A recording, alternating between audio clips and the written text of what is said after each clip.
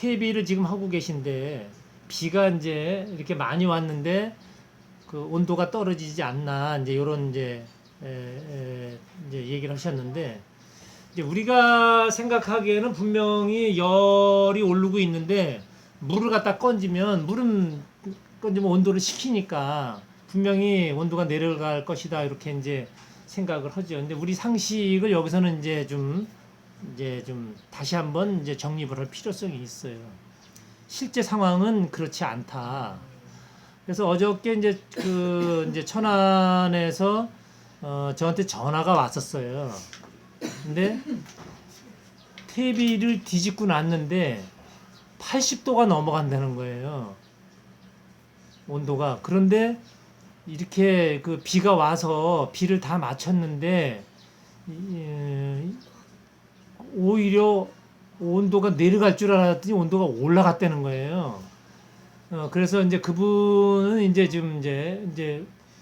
우리도 이제 역시 이제 공부하고 이제 이렇게 알라고 하는 이제 이렇게 같이 공부하는 입장인데 그분 같은 경우에는 이제 지금 그 논문을 이제 쓰는 분이고 박사 학위를 이제 밟는 그런 분이라 제가 이제 꼭 요 말씀은 드려야 되겠다. 아직은 증명은 안 됐지만 그 논문을 쓴다니까 이제 도움을 좀 되라고 이제 말씀드린 게 있어서 이제 오늘 이제 갖다 덧붙여 드릴게요.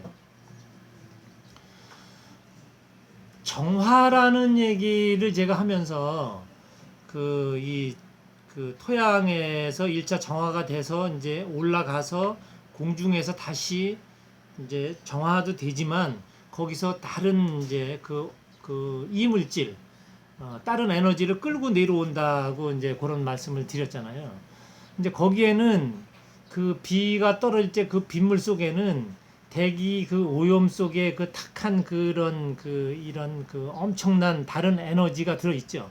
그거를 그 빗물이 머금고 내려오는 거예요.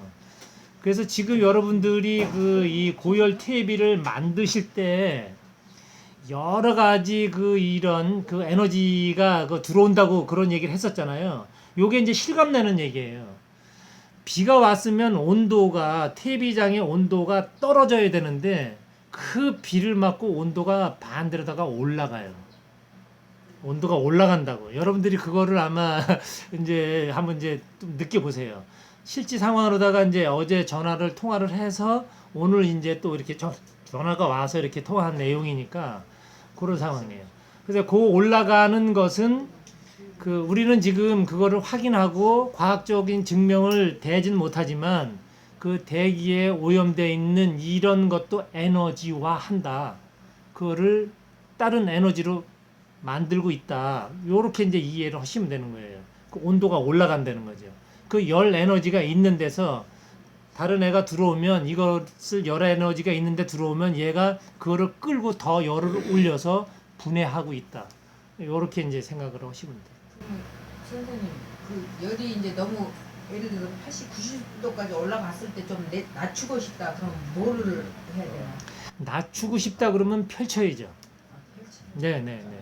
뭐 톱밥을 더 넣는다든가 그러진 않고. 네, 그런 행위는 하지 마시고 다시 한번 뒤집는 행위를 하시면 돼요. 예, 다시 한번 뒤집어서 열을 떨궈주고 다시 올라가게 하고 다시 뒤집어서 열을 올라가게 하고 요 행위를 이제 하면 돼요. 자, 그리고 이제 퇴비에 관련된 거니까 여기서 이제 또 이제 하나를 아주 이제 말 나온 김에 더 이렇게 정리를 하나를 하고 들어가야 될 것 같아요. 퇴비를 만드시면서 아마 많은 이제 새로운 이제 경험을 이제 또 이렇게 이제 하셨는데 뭐 계속 얘기하지만은 이 바이오라는 것을 여러분들이 많이 해보셨겠지만 그냥 이렇게 오염 물질을 갖다가 이렇게 온도가 올라가는 열 에너지로다가 이렇게 어떤 거를 그러니까 가열을 하지 않고 스스로 자연의 어떠한 물질이 그 온도가 이렇게 올라간다는 것을 아마 여러분들이 경험을 하시면서 느낀 점들이 많이 있으실 거예요.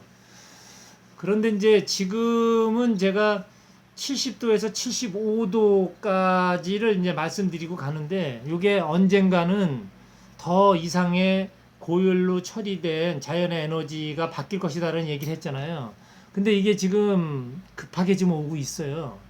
그래서 이제 자연스럽게 여러분들은 이거를 이제 체험을 할 거예요. 지금 이미 벌써 80도가 넘어가는 이런 거를 계속 얘기가 나오잖아요.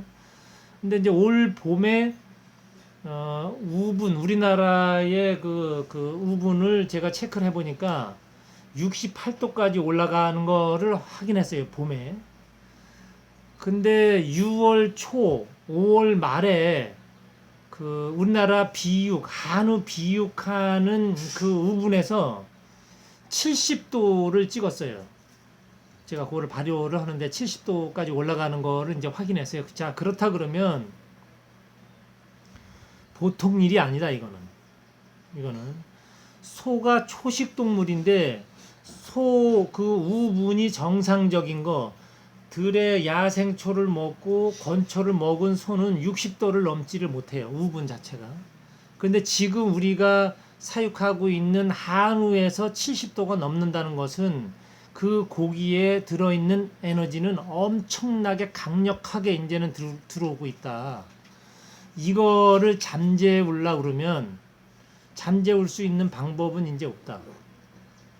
무척 힘들어요. 그래서 병원에 이제 의사분들이 병을 고치지 못하는 상황이 점점 많이 벌어져요. 이게. 그래서 이제 더 심한 말은 제가 이제 안 할게요. 더 심한 말을 하면 또 위험하니까. 그래서 그 여러분들이 이제는 전선에 있는 분들, 그 농업에서 이 먹거리를 생산하는 여러분들은 직업 중에 굉장히 상위 직업이라는 제가 말을 표현을 해놨어요. 근데 지금은 상위 직업을 잊어버렸어요. 망각하고 이제는 돈벌이로 나섰기 때문에 그 농업인들은 그런 상위 직업인데도 불구하고 이제는 그 대접을 받지는 못해요. 물론 대접받으려고 그걸 하는 건 아니지만 우리가 농업을 한다 그러면 어디 가서 좀 좋지 않은 그 직업 중에 이렇게 된다는 거죠. 그래서 이거를 지금 이제 바꿔야 된다는 거예요. 근데 이거를 알지 못하면 못 바꾸는 거죠.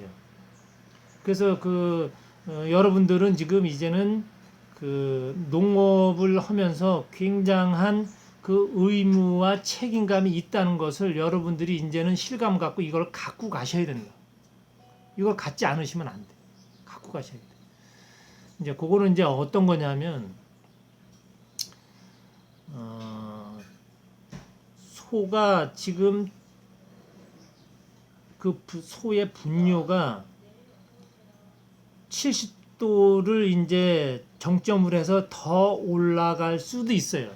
이게. 근데 이것이 지금 그대로 밭에다가 그냥 갖다가 살포를 하고 이제 농업에 이제 들어가기 시작을 했습니다. 자, 그렇다 그러면 지금까지의 그 균과 그 충에서 이제는 더 업그레이드된 균과 충이 출몰되기 시작한다. 요거는 이제 예감을 하셔야 되고요. 그리고 지금 이제 그 균과 충의 위에 있는 바이러스가 있어요. 그래서 농업에서도 썩은 병이 온다. 이거는 균과 충이 아니라 바이러스예요. 그래서 이거를 잡을 수 있는 게 아주 힘들죠. 농업에서도. 그래서 지금 이제 오늘은 여기 이제 오늘 안 오셨는데 그 배농사 짓는 분이 여기 이제 먼저 이렇게 다녀가시고 그랬는데 이제 그분을 예를 들면 조금 죄송스럽지만은 우리나라에 전반적으로다가 이제는 과수에서 그 썩은 바이러스, 썩은 병이 들어왔다 그러면 치료할 수 있는 길이 없어요. 지금 아프리카 열병이 들어와서 그 바이러스를 잡을 수 없는 것과 동일해요. 농업에서도 이제는 시작됐어요. 그래서 이제는 그 바이러스가 들어왔다 그러면 정부에서 보상을 해줘요. 묻어라. 방법이 없다. 더 번지지 않게.